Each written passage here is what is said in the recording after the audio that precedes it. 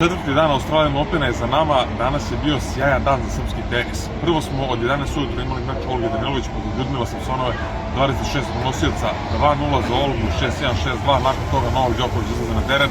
Opet se malo muči kao u prvom kolu, ali pobeđuje Jaima Fariju sa 3-1 u setovima.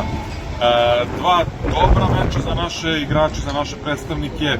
Pre svega želimo da istaknemo, moramo da istaknemo ovoj Olgi da se prvi put u životu plasirala u treće kolo Australian Opena.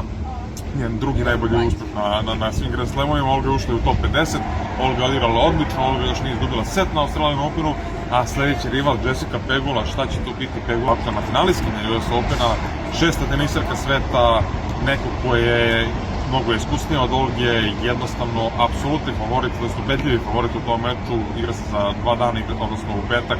Što se tiče Novaka, nema razloga za brigu, opet nervirao se, podizao je publiku, nije mu bilo mnogo toga pravo, često smo videli u tokom meča da je on pokazivao, jednom čak i zažmurio, stavio ruku na oči i ovako pokazivao reketom kao da njegov protivnik Farija šta god da udari ili da udara i samo da ne misle, da je razmišlja samo da pije lopticu i da sve pogađa, pa je jednom prokomentarisao svom timu kada Farija nije pogodio neki dan mogući udarac. Čudi me da ovo nije pogodio, bilo je malo psovanja, bilo je malo svega, malo, da kažemo, tog druženja sa njegovim timom, tako da je jedan klasičan meč Novaka Đokovića kada nije